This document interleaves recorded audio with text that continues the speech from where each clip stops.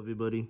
Welcome back to yet another video. Time flies and so do life experiences. This is essentially my 9th year on YouTube as a creator, even though not all of my videos are public, nor do I really do this for money. But in this video, I'm going to be talking about how I feel with 2022 being here, comparing it to how things were last year, my legal situation, and essentially everything else that involves my YouTube channel. I'm honestly blessed to be alive and here to make YouTube videos still. Before we get into this video, please make sure to give this video a like, subscribe to my channel if you're new to my content, and don't forget to click on the notification bell to be notified whenever I upload. Share this video to anybody that's glad 2021 is over, and let's play 2022.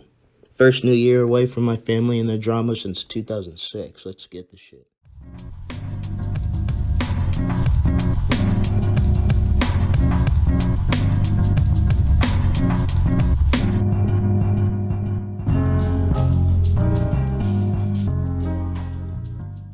So, 2022 is here. It's going to be pretty weird getting used to saying each year as time progresses. I don't know. I feel like it wasn't as weird as saying 2009 or 2017. 2022 just sounds unordinary. My apartment lease with my roommate ends just a little less than a couple months, which is crazy to me because I remember the day that my roommate first picked me up from one of my other homies' cribs I was house hopping at last year and brought me to his brand new apartment in a new town. By new, I mean I was a complete outsider. I still kind of am an outsider here, but I have resources now. I've been living in this apartment for 10 months now, and a lot of shit has changed for me. I went from being a nicotine and codeine junkie in my mom's basement hanging out with toxic friends and being in a pretty stressful and toxic relationship around this time last year to being somewhat independent of myself, paying bills, no longer being victimized by family and friends, and being nicotine and codeine free. I stopped sipping lean, which I had the substance of codeine in, towards the end of last January. I honestly stopped hanging out with the people that were supplying it to me in return for weed smoke-ups. I probably won't ever get back into it unless I put money towards it, which I'm not even going to think about doing for a while. I knew the addiction wasn't going to be worth it anyways. Imagine going through codeine withdrawals in jail. It's been about 11 months since I lived with my toxic parents, or should I say my mom and stepdad. It doesn't feel like it's been that long, but at the same time, I do plan on keeping my distance from my parents for at least until 2023 when my entire legal case is all blown over. I don't know if it's even worth talking to them after that, but it's not something I should be worrying about right now. You know, I stay away from those kind of people for a reason. It's been 10.5 months since I got arrested and was locked in jail. Jail sucks. I don't ever want to go back for any type of reason. If you watched my I was facing 90 days in jail video and was paying attention to me talking about my upcoming court date, you would think I would be on probation right now, but I'm not. I'll talk more about it later in the video, but I am still facing probation, which makes any charge worse than a petty misdemeanor and automatic jail ticket. It's been 10 months since I got out of that stressful relationship. It was pretty stupid to begin with, considering it only lasted for 7 months and shit was good for only 5 of it, but it's over now. Her and her family can't hold me anymore. It's also been 10 months since I've been homeless, thanks to my roommate. Even though it's been almost a couple of years since I've actually slept outside, my last homeless experience still consisted of house hopping. My uttermost respect goes to my roommate, by the way. It's been 7 months since I've talked to my mom. Her testifying against me in court in hopes to keep me in jail was pretty much the final nail in the coffin of our relationship. It's been 4 months since I've talked to my ex-best friend. Technically, he was my second best friend. My first one I met back in 2012, and yes, we still talk. Shout out Chris Redfield. But the second motherfucker thought it'd be cool to cross me by hanging out with my ex after the fact everything happened, threatened and accused me of trying to fuck his ex and put hands on underage girls. He quite literally threw away a 7-year relationship over drugs and sex. I also want to say that I never got intimate with his ex. After my relationship, I fucking learned my lesson dating bitches with parents, bro. Next time I'm waiting until I'm 21 so it could be easier for me to mingle with adults,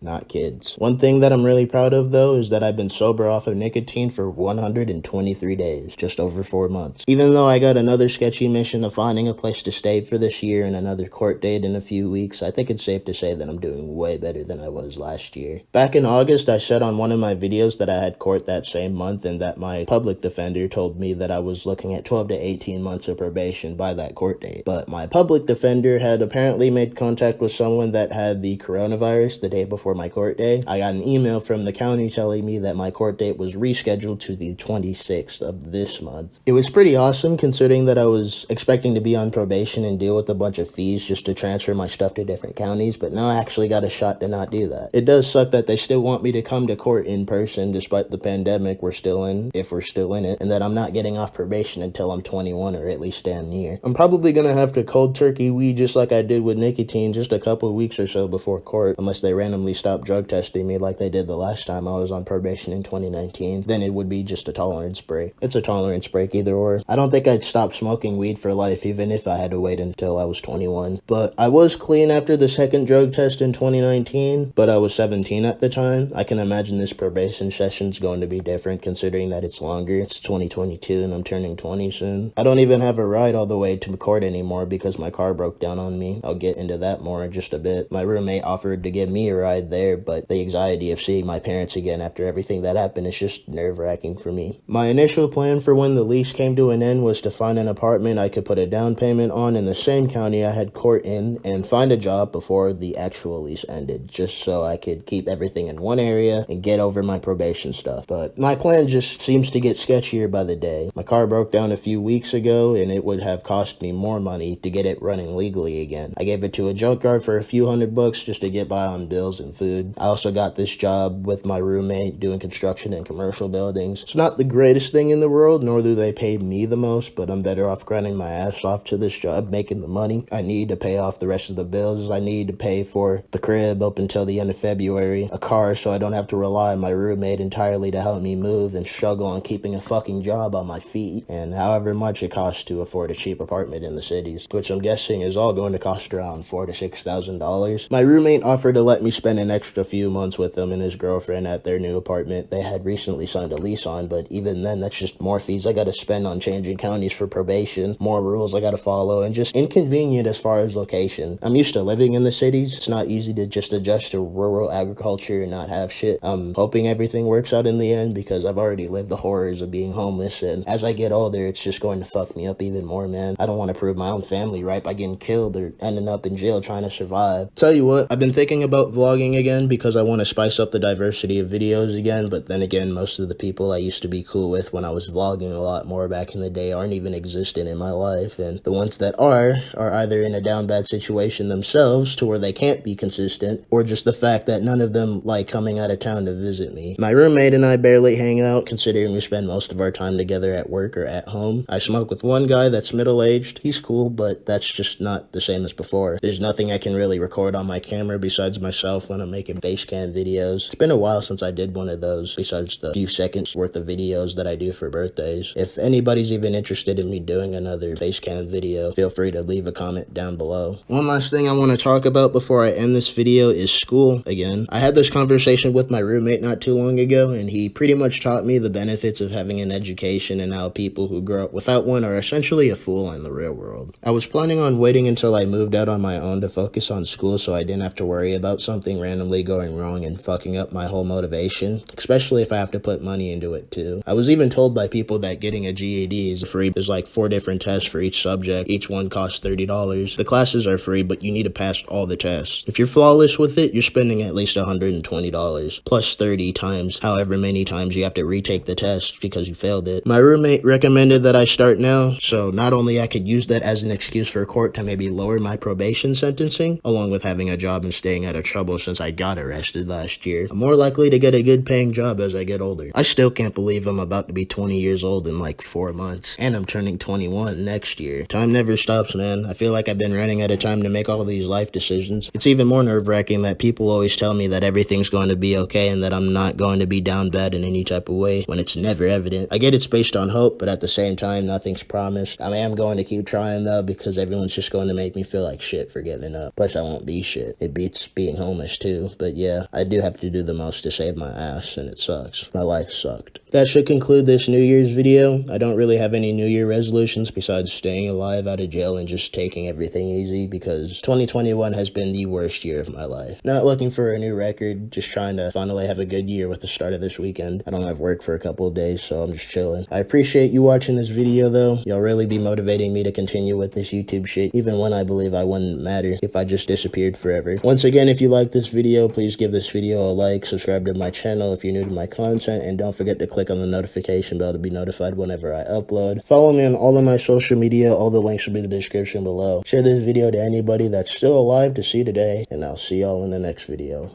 Peace out. Sauce.